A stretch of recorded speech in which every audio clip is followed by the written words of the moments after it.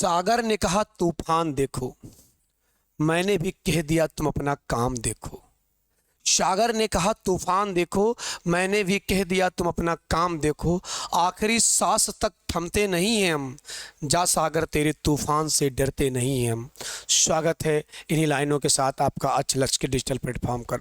जैसा कि आप लोग जान रहे हैं कि हम लोग ज्योग्राफी की सीरीज पढ़ रहे हैं और ज्योग्राफी की लगभग 18 क्लासेस हो चुकी हैं। हाँ, पिछले एक हफ्ते से आपको क्लास नहीं मिल पाई, कुछ गैप के कारण हम लोग अपने सेटअप को मेंटेन करने में लगे हुए हैं और इसी सेटअप के जद्दोजहद में, इसी सेटअप को मेंटेन करने के लिए जो व्यस्तता आई, उसी कारण आपके क्लास में गैप आया और उसके लिए हम अपने हृदय की गहराइयों से आपसे क्षमा प्रार्थी हैं।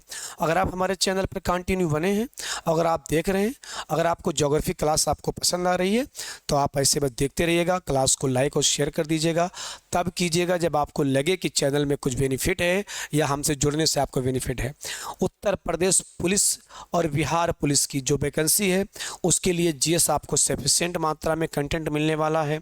कहीं और आपको जाने की ज़रूरत नहीं है, कुछ भी कहीं और किसी क्लास के लिए आपको कुछ नहीं जाने की ज़रूरत है। जीएस की कंप्लीट क्लास आपको मिलेगी, इसी चैनल पर मिलेगी, आपको अपने अच्छे लक्ष्य पर मिलेगी। कंप्लीट रूप से आपने जो विश्वास किया है, इसी विश्वास को बनाए रखिए आप। और हम लोग ज्योग्राफी की जो पिछली कुछ क्लासेस पढ़ चुके हैं उनमें क्या क्या पढ़ चुके हैं। अगर आप चैनल पे नए आए हैं, जो साथी नए हैं वो क्या काम करें, पीछे जाएं और पीछे वाले क्लास को क्या करें, देख लें। चैनल के प्ले लिस्ट में ज्योग्राफी की 18 क्लासेस पढ़ी हैं। उन 18 क्लासों में से आपको जाकर क्लास नंबर 1, 2, 3 सीरीज से देखें। अगर जब आप पूरी क्लास को देख पाएंगे तभी आप यहाँ तक पहुँच पाएंगे। आप ये जान लीजिए कि आपके पेपर में सवाल आने हैं और ज्योग्राफी के सवाल खूब आते हैं और वो आएंगे। इंडियन ज्योग्राफी क्लास 70 से 80 क्लासों में मैं आपको कंप्लीट कर दूंगा और फिर हम लोग ज्योग्राफी की लगभग 1000 क्वेश्चन की सीरीज लाएंगे और पुलिस की प्रीवियस ईयर के सवाल मैं बहुत जल्द लाने वाला हूं। और हाँ, जो बच्चे पहली बार देख रहे हैं उनसे इन्फॉर्मेशन है कि 7 बजे हमारी क्लास पॉलिटी की इस समय लाइव चल रही है, शाम को 7 बजे। तो शाम को 7 बजे आप लोग पॉलिटी क्लास लाइव आके लीजिए आराम से एकदम अपने चैनल अचलच पर। और क्या काम कीजिए, जितना यार दोस्त हो उनको शेयर कीजिए, क्योंकि भाई आप जब शेयर करेंगे हमें मोटिवेशन मिलेगा, तभी तो हम आप तक पहुंचा पाएंगे। ठीक है, तो आप क्लास को शेयर कीजिएगा, लेकिन तब जब आपको बेनिफिट लगे कि आपने कुछ पढ़ा है और हमने आपको कुछ पढ़ाया है। जो साथी नए हैं उनसे फिर से रिक्वेस्ट है, पीछे वाले क्लास एक बार देख लीजिएगा, प्रीवियस क्लास देख लीजिएगा। ठीक है, चलिए हम लोग अपनी क्लास पर आते हैं और अपनी क्लास पर हम लोग बात करते हैं क्या जो पीछे पढ़ चुके हैं। तो हम लोग जो चैप्टर पढ़ चुके हैं ज्योग्राफी के, उनमें क्या पढ़ चुके हैं ज़रा ध्यान दीजिएगा। हम लोग ज्योग्राफी में पढ़ चुके हैं क्या, भारत का सामान्य परिचय। भारत का सामान्य परिचय, भारत का सामान्य परिचय हम लोग पढ़ चुके हैं। इस बात में, भारत के सामान्य परिचय में भारत का अक्षांशीय विस्तार, देशांतरीय विस्तार कैसे है, भारत किस गोलार्ध में अक्षांशीय दृष्टि से स्थित है, भारत के पड़ोसी देश, तटीय सीमा, जलीय सीमा, इनकी चर्चा हम लोग इंट्रोडक्शन ऑफ इंडिया में कर चुके हैं। ठीक है, इसके बाद काफ़ी सारी क्लासेस इंट्रोडक्शन ऑफ इंडिया के पढ़े हैं, आप वहाँ देखिए जाकर चैनल पर। और इसके बाद हम लोगों ने दूसरा चैप्टर स्टार्ट किया था, भारत की भू आकृति। भारत की भू आकृति, जियोमॉर्फी रीजन ऑफ इंडिया, हम लोग इसकी बात कर रहे हैं। और जियोमॉर्फी रीजन ऑफ इंडिया में भारत के भौतिक विभाजन में हम लोगों ने बात किया था कि भारत के भौतिक विभाजन को कितने वर्गों में बांटा गया है। तो भारत के भौतिक विभाजन को बांटा गया था क्या, ये सारी बातें पढ़ाई जा चुकी हैं। उत्तर का पर्वतीय प्रदेश, उत्तर का पर्वतीय प्रदेश, इस बात की चर्चा कर चुके हैं हम लोग। इसके अलावा उत्तर का विशाल मैदान, उत्तर का विशाल मैदान, उत्तर का विशाल मैदान, इस बारे में चर्चा हम लोग को करना है। उत्तर का विशाल मैदान, और उत्तर के विशाल मैदान में उत्तर का विशाल मैदान। इसके अलावा भारत के भू आकृति में जो तीसरा डिवीजन था वो था प्रायद्वीपीय पठार। प्रायद्वीपीय पठार, इस बात में भी चर्चा कर चुके हैं, प्रायद्वीपीय पठार को, इसको भी हम लोग पढ़ चुके हैं। सॉरी, इसको भी पढ़ना बाकी है, हम लोग अभी केवल एक बात पढ़ चुके हैं। इसके अलावा एक डिवीजन था आपका तटीय मैदान। तटीय मैदान, इसकी भी चर्चा कर चुके हैं हम लोग, तटीय मैदान की। और फिर क्या, भारतीय मरुस्थल। जो साथी नए हैं उनसे एक बार रिक्वेस्ट है कि पीछे वाला क्लास जरूर देखिएगा।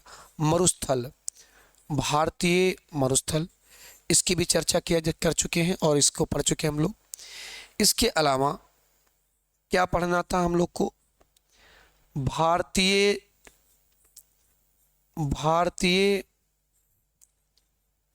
द्वीप समूह। भारतीय द्वीप समूह, ये भारत की भू आकृति का विभाजन है और इनमें बेटा जो अब तक आप अध्ययन कर चुके हैं वो क्या कर चुके हैं, उत्तर का पर्वतीय प्रदेश, ये आप पढ़ चुके हैं बहुत आराम से। उत्तर के पर्वतीय प्रदेशों को हम लोग पिछले क्लासों में उसकी विस्तृत चर्चा कर चुके हैं, ठीक है। तो अब आगे की जो क्लास है आज की, तो उत्तर के विशाल मैदान में भी हम लोग पढ़ चुके हैं। क्या प्रीवियस ईयर क्लास में क्या पढ़ चुके हैं, आपको बस पिछली क्लास को मैं रिवीजन कर रहा हूं ताकि आपको समझ में आए कि क्या पढ़ चुके हैं आप। तो उत्तर का विशाल मैदान में हम लोग क्या पढ़ चुके हैं, उत्तर के विशाल मैदान में हम लोग पढ़ चुके हैं बेटा क्या, इसका परिचय, सामान्य परिचय। उत्तर के विशाल मैदान का हम लोग परिचय पढ़ चुके हैं और इसका निर्माण मैं आपको पढ़ा चुका हूं कि ये बना कैसे है, ये निर्माण भी पढ़ चुके हैं हम लोग। इसके निर्माण के साथ साथ ही निर्माण कैसे हुआ इस बात को पढ़ चुके हैं और इसका विस्तार भी पढ़ चुके हैं कि विस्तृत कैसे है, और इसका विभाजन भी पढ़ चुके हैं। विभाजन भी आपको पढ़ा चुका हूं कि इसका विभाजन कैसे है, तो विभाजन की भी अध्ययन कर चुके हैं आप लोग। इसके अलावा दोस्त, विभाजन में हम लोगों ने इसके विभाजन को दो प्रकार से देखा था। विभाजन को बेटा दो प्रकार से देखा था, कैसे कैसे। एक तो विभाजन बेटा आप लोगों ने देखा था इसका कैसे, कि इसका एक उच्चावच के आधार पर विभाजन था, उच्चावच के आधार पर, और उच्चावच के आधार पर विभाजन आप पढ़ चुके हैं। और अभी जो आज की क्लास चल रही है वो हम लोग पढ़ चुके हैं प्रादेशिक विभाजन।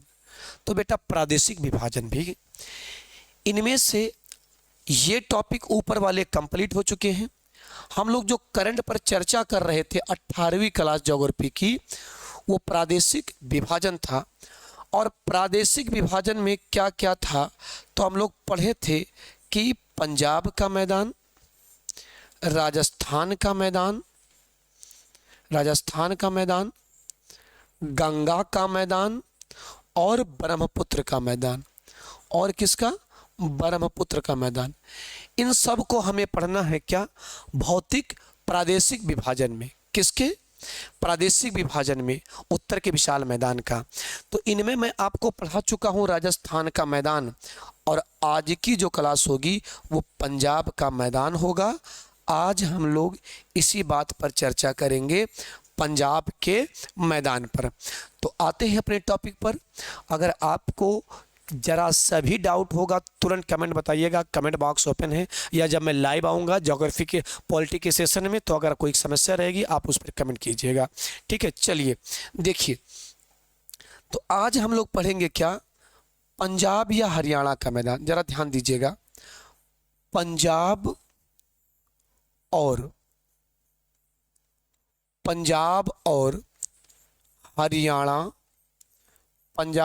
हरियाणा का मैदान, यही पढ़ेंगे हम लोग, पंजाब और हरियाणा का मैदान।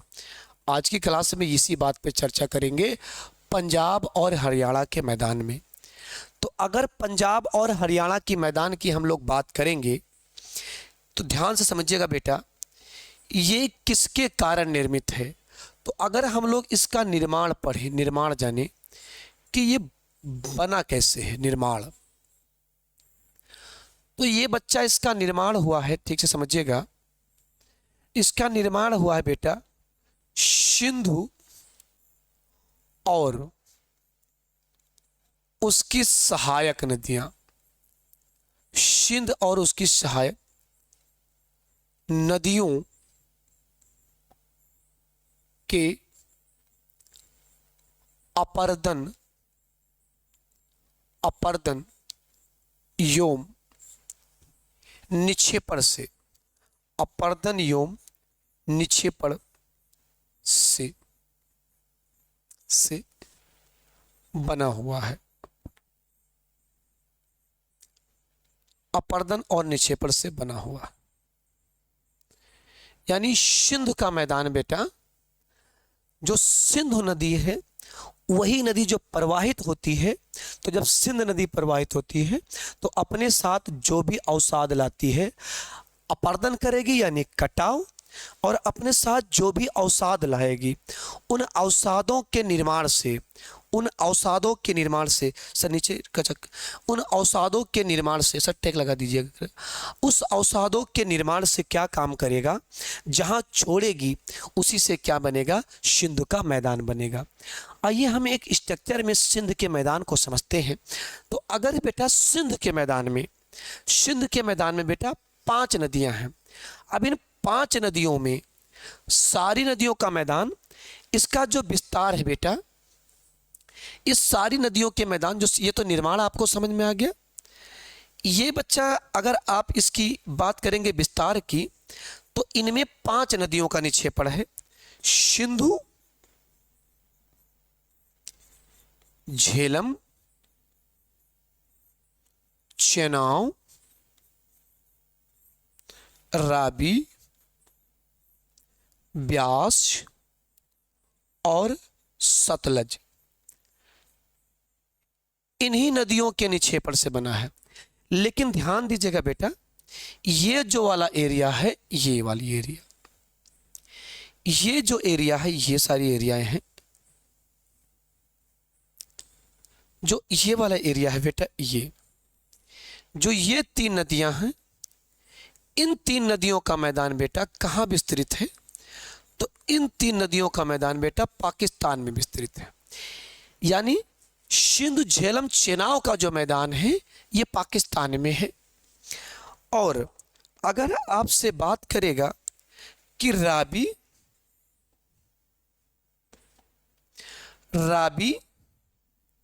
ये वाला एरिया, तो इसका विस्तार बेटा कहां पर है, तो इसका विस्तार भारत में है। तो इनमें जो बड़ी नदियां हैं सिंध, झेलम, चेनाब, इसका मैदान अधिकतर कहां विस्तृत है, तो आप कहेंगे इसका अधिकतम भाग, इसका अधिकतम भाग, अधिकतम भाग, इसका अधिकतम भाग कहां विस्तृत है, अधिकतम भाग पाकिस्तान में स्थित है। अधिकतम भाग बेटा कहाँ स्थित है, पाकिस्तान में स्थित है।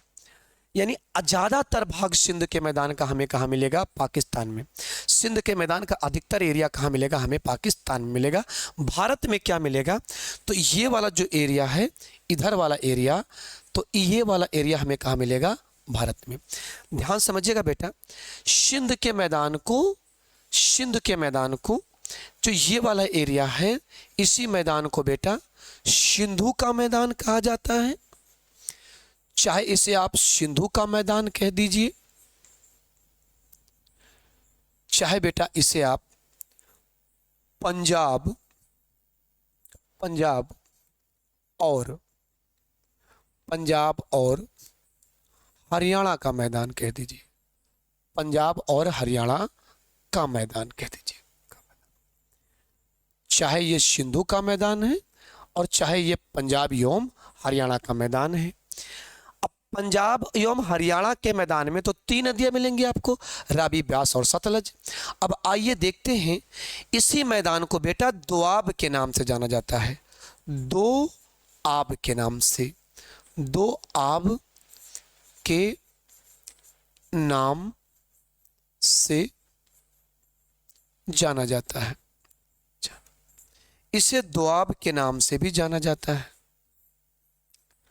अब अगर आपसे सवाल पूछे कि दोआब क्या है, तो बच्चा दो का मतलब तो आप दो जान ही रहे हैं, दो का मतलब आप दो जान रहे हैं। और बेटा आब का मतलब क्या होता है? आब का अर्थ होता है बेटा पानी।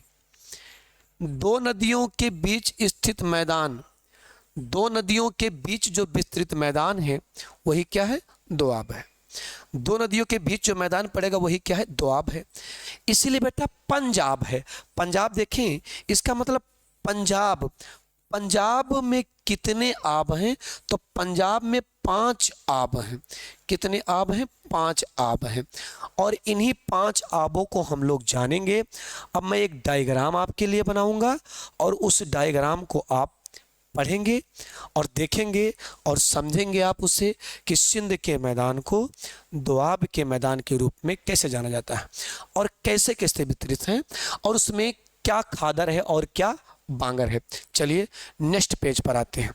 फिर से कह रहा हूँ, आप बात समझिएगा, हम नदियाँ नहीं पढ़ रहे हैं। जब हम नदियाँ पढ़ेंगे तो उसकी चर्चा बहुत विस्तृत करेंगे। नदियाँ नहीं पढ़ रहे हैं हम क्या पढ़ रहे हैं बेटा? हम पढ़ने जा रहे हैं क्या? मैदान। तो जब नदियाँ पढ़ेंगे तो मैदान की चर्चा करेंगे। फिलहाल देखिएगा अब आप, यहाँ से बेटा एक नदी गुजारते हैं ऐसे, ये एक नदी गुजरी है। इस नदी का नाम बच्चे है क्या? सिंधु नदी। इस नदी का नाम है सिंधु नदी। यहीं से बेटा एक नदी गुजरेगी ऐसे, और ऐसे एक नदी आएगी और इस नदी को बेटा क्या कहेंगे? झेलम। इस नदी को बेटा क्या कहेंगे? झेलम नदी। इसके नीचे बेटा एक नदी आएगी कुछ इस तरह, और ये जो नदी अभी आपने देखा था, ये जो अभी आपने नदी देखा ये वाली, इसको आप बोलते हैं चेनाव। ये क्या है? चेनाव। समझ रहे हैं? इसके नीचे एक नदी जाएगी कुछ इस स्ट्रक्चर में। जब नदियां पढ़ेंगे तो इसकी बहुत विस्तृत चर्चा किया जाएगा। यहां एक नदी जाएगी बेटा जिसका नाम होगा राबी, और नीचे से एक नदी जाएगी, जरा गौर कीजिएगा, यहां से एक नदी आएगी और इस नदी का नाम बेटा क्या मिलेगा आपको? ब्यास। और कुछ एक नदी यहां से ऐसे आएगी बेटा ऐसे, और ये रहा अब सिंधु का मैदान। और ये जो नदी आएगी बेटा, ये नदी बेटा आपने पढ़ा ये वाला, तो इस नदी का नाम है बेटा क्या? सतलज। सतलज नदी है। अब बेटा ये जो नदी है सिंधु, ये हिमालय को काट कर लाती है, तो ज्यादातर पार्ट इस नदी का क्या होगा? तो आप कहेंगे सर इसका ज्यादातर एरिया कंकर पत्थर का निक्षेपण होगा। और अगर आप पिछली क्लास देख चुके हैं तो कंकर पत्थर का निक्षेपण जब होता है तो वो क्षेत्र कौन सा होता है? भांवर क्षेत्र। अब भांवर क्षेत्र होते हैं या फिर बांगर क्षेत्र होते हैं। तो इन क्षेत्रों में ज्यादातर क्षेत्र बांगर मिलेगा। ध्यान से सुनिए। अब बेटा देखिए, आप दोआब का नाम देखिए। इस बीच जो आपको मैदान मिला, इस वाले बीच में ये वाला, ये जो मैदान मिलेगा बेटा, ये क्या कहलाएगा? तो आप कहोगे सर ये बिष्ट दोआब कहलाएगा। ब्यास और सतलज के बीच में जो मैदान पड़ा, यही क्या है? बिष्ट दोआब है। ब्यास और सतलज के बीच में जो मैदान है, ये बिष्ट दोआब है। और रावी और ब्यास के बीच में बेटा जो मैदान है, रावी और ब्यास के बीच में जो मैदान है, इसी को बेटा आप क्या कहेंगे? इसको कहेंगे आप बारी दोआब है। ये क्या है? बारी दोआब है। और अगर बात करेंगे आप किसकी? रावी और चेनाव के बीच का जो मैदान है, तो यही बेटा क्या है? रचना दोआब है। ये क्या है? रचना दोआब है। और झेलम और चेनाव के बीच जो दोआब है, इसका नाम जांच या झांच दोआब है, या झांच दोआब। और झेलम और सिंध के बीच जो मैदान है, इसी का नाम क्या है? सिंधु सागर दोआब है। सिंधु सागर दोआब है। तो जरा देखिए, एक दोआब ये हो गया, ये 2 हो गया, ये 3 हो गया, ये 4 हो गया और ये क्या हो गया, 5 हो गया। तो अब इन सब को मिलाकर आप क्या कहेंगे, आप सब को मिलाकर क्या कहेंगे, पंजाब। यानी 5 आब, 5 आब बना है तो ये क्या कहलाया, पंजाब कहलाया। क्या कहलाया मित्र, ये पंजाब कहलाया। यहां तक बात स्पष्ट हो गई ना। तो अब आगे बढ़ें। ठीक है, आगे बढ़ते हैं। तो अगर मैं इन दोआब को लिखना चाहूं आपके सामने तो जरा देखिए, क्या नीचे से ऊपर की ओर दोआब अगर पूछे, अगर हम इसको दोआब को नीचे से ऊपर की ओर लिखें या ऊपर से नीचे की ओर लिखें तो कैसे लिखेंगे। अभी आपने लिखा था, नीचे से देखिएगा, एक दोआब आपने लिखा था बच्चे, क्या एक दोआब क्या लिखा था आप लोगों ने, सबसे पहला जो दोआब था वो क्या लिखा था, बिष्ट दोआब, बिष्ट दो आब। अब अगर बिष्ट दोआब की बात करेगा तो आप बताओ किन दो नदियों के बीच बिष्ट दोआब है। तो आप कहोगे सर अभी आपने बताया था किसके बीच, ब्यास और सतलज के बीच, ब्यास और सतलज के बीच क्या था, बिष्ट दोआब था। इसके ऊपर अब दूसरे दोआब की बात करेंगे हम लोग। तो इसके ऊपर जो दोआब था उसे आपने कहा था बारी दोआब। क्या कहा था मित्र, उसे बारी दोआब। तो अब अगर बारी दोआब की बात करेंगे तो किसके किसके बीच मिलेगा आप, तो आप कहोगे सर ब्यास और किसके बीच, ब्यास और रावी के बीच जो मैदान था वही क्या था, बारी दोआब था। वो क्या था, बारी दोआब।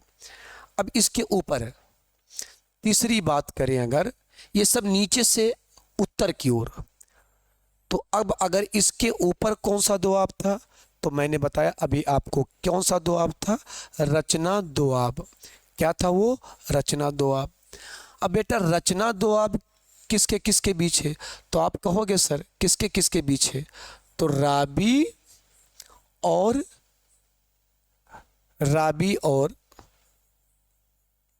झेलम, सॉरी, रावी और चेनाव के बीच, रावी और चेनाव के बीच जो मैदान पड़ा वही क्या पड़ा, रचना दोआब पड़ा। और ये जो दोआब है बेटा ये किस देश में विस्तृत हैं, तो इनका विस्तार कहाँ पर है, इनका विस्तार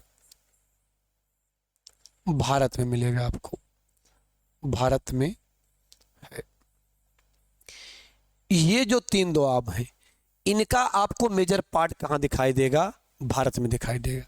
ये जो दोआब है इनका मेजर पार्ट कहाँ दिखाई देगा आपको, भारत में। लेकिन मित्र इसके बाद जो दोआब की बात करेंगे आप, जरा इसके बाद की बात करेंगे आप, चलो यही दिखा देते हैं थोड़ा। अब अगर हम लोग इसके बाद की बात करें तो चौथा दोआब आपको कहाँ मिलेगा, तो अगला दोआब क्या होगा, इसके बाद कुल 5 दोआब थे, तो अगला दोआब क्या मिलेगा आपको, चांच, या फिर मिलेगा छाछ दोआब। कहीं कहीं अलग अलग नामों से आपको लिखा मिल सकता है दोआब। और ये किन दो नदियों के बीच मिलेगा, तो आप कहोगे सर ये किसके बीच मिलेगा, ये मिलेगा बेटा चेनाव और किसके बीच, झेलम के बीच। ये मिलेगा चेनाव और झेलम के बीच। कौन सा दोआब, छाछ या जांच दोआब। अब अंतिम दोआब की बात हम लोग करते हैं। अंतिम दोआब, 5 दोआब थे कुल। अगला दोआब क्या मिलेगा आपको, सिंधु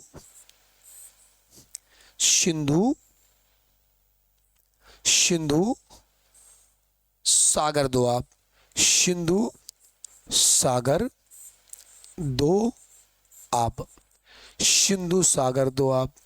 अब सिंधु सागर दोआब की बात अगर करेंगे तो आप क्या बताएंगे कि सर झेलम और सिंधु नदी के बीच जो दोआब है ये क्या पड़ेगा, ये क्या पड़ेगा, सिंधु सागर दोआब। तो टोटल दोआब कितने हो गए हैं, 5। कितने दोआब हो गए हैं? 5। कुल दोआबों की संख्या कितनी होगी? 5। तो पंजाब के मैदान को क्या कहते हैं? दोआब कहते हैं। ध्यान से समझ लीजिए मित्र कि जो पंजाब का मैदान है, जरा बात समझिएगा, जो पंजाब का मैदान है, पंजाब के मैदान, पंजाब के मैदान का अधिकतम भाग, अधिकतम भाग बांगर, बांगर क्षेत्र है। अधिकतम भाग बांगर क्षेत्र, लेकिन नदियों, नदियों के किनारे, किनारे जो पतली पट्टी, जो पतली पट्टी का निक्षेपण है, जो पतली पट्टी का निक्षेपण है, वहां, वहां खादर भूमि, वहां खादर भूमि विस्तृत है, वहां खादर भूमि का विस्तार है, वहां खादर भूमि, वहां खादर भूमि का विस्तार है। उस एरिया में क्या है? खादर भूमि का विस्तार है, जिसे, जिसे पंजाब में बेट कहा जाता है, जिसे पंजाब में बेट कहा जाता है। और बेटा जो बांगर भूमि अभी आपने पढ़ा, जो पंजाब में अभी आपने बांगर भूमि पढ़ा, बांगर भूमि को क्या कहते हैं? उस बांगर भूमि को क्या कहते हैं? बांगर भूमि को बैड लैंड कहते हैं, बैड लैंड कहते हैं। पंजाब में जो बांगर भूमि है उसे क्या कहा जाता है? पंजाब में जो बांगर भूमि है उसे बैड लैंड कहा जाता है। तो जो पंजाब का बांगर भूमि वाला एरिया है वो क्या है? बैड लैंड है। यहां तक आपको बात समझ में आ गया? एक बार बेटा यहां समझिएगा, ये जो आप ये देख रहे हैं, आप जो ये वाला पार्ट, इसके नीचे बेटा अगर आप बात करेंगे तो मैं आपको एक भारत का मैप बना के दिखाता हूं, जरा गौर कीजिएगा इस मैप पर। ठीक है, एक भारत का मैप बनाते हैं और इस कंफ्यूजन में आप बिल्कुल मत रहिएगा, आप जरा समझिएगा। बेटा ये जो एरिया पूरा पड़ेगा आपको, ये वाला पूरा एरिया, ये ठीक है, ये पूरा एरिया, तो ये वाला तो एरिया बच्चे पूरा पड़ जाएगा आपको क्या? सिंधु का मैदान, ठीक है, या पंजाब का मैदान, आपने जान लिया ये वाला एरिया। ठीक है, इसके नीचे बेटा एक नदी बहेगी, इसके नीचे बेटा एक नदी बहेगी, ये से गंगा, और ये बहेगी यमुना। तो सिंध और पंजाब के मैदान में बीच में क्या पड़ता है? मोस्ट इंपॉर्टेंट क्वेश्चन, ये जो बीच का एरिया है, ये जो बीच का एरिया है बेटा, ये जो बीच का एरिया है, ये तो हो गया सिंधु का मैदान बेटा। नीचे हम लोग पढ़ेंगे गंगा का मैदान। तो सिंध और गंगा का मैदान, या फिर कहें पंजाब और सिंध का मैदान, पंजाब और गंगा का मैदान, या फिर कहें सिंध और गंगा का मैदान किससे अलग होते हैं? तो यहीं पर बेटा जो हल्का उच्चावच भूमि है दिल्ली वाले एरिया में, इसी को कहते हैं बेटा क्या? दिल्ली कटक, दिल्ली कटक। तो सिंध और गंगा का मैदान आपस में अलग होते हैं, किसके द्वारा आपस में अलग होते हैं? तो आप क्या बताओगे मित्र? ध्यान सुनिएगा, ये किसके द्वारा आपस में अलग होते हैं? तो आप बताएंगे, चाहे आप कह देंगे पंजाब एवं हरियाणा का मैदान, पंजाब एवं हरियाणा का मैदान का मैदान और गंगा का मैदान और गंगा का मैदान एक दूसरे से दिल्ली कटक से पृथक होते हैं। दिल्ली कटक से क्या होते हैं? पृथक होते हैं। अब आप कोई भी पेपर उठा के देखिएगा जो अब तक पंजाब के मैदान से सवाल आया हो और जो आप ना कर पाएँ तो आप उसके लिए हमको दोषी बताइएगा। उम्मीद है कि अब आप पंजाब के मैदान से बने हुए सारे सवाल आप कर लेंगे जो मैंने आपको समझा दिया। ठीक है, अब आप ये बताइए नेक्स्ट क्लास में, अगले क्लास में हम लोग मिलेंगे किस नाम से? गंगा के मैदान के नाम से। और फिर पढ़ेंगे क्या हम लोग? ब्रह्मपुत्र का मैदान। और ये उत्तर का विशाल मैदान समाप्त होगा 2 क्लासों में और 2 क्लासों में उत्तर के विशाल मैदान को समाप्त करने के बाद हम लोग जो अगली क्लास लेंगे वो प्रायद्वीपीय पहाड़ियाँ पढ़ेंगे और आपको बहुत मज़ा आने वाला है। हम लोग पूरा इमेज पर देखेंगे कि प्रायद्वीपीय पहाड़ियाँ कैसे विस्तृत हैं, उनका विस्तार कैसे है, उनका इम्पोर्टेंस क्या है। तब तक के लिए आप हमारे साथ आए, क्लास को खूब दबा के शेयर कीजिए, ठीक है, और लगातार हमारे साथ जुड़े रहिए। कोई डिमांड वगैरह होगा बताइएगा। अपना और अपनों का खूब ख्याल रखिएगा, मस्त रहिएगा, पढ़ते रहिएगा, कैरियर के पथ अपने सजग रहिएगा। ठीक है, चलिए मिलते हैं कल के क्लास में।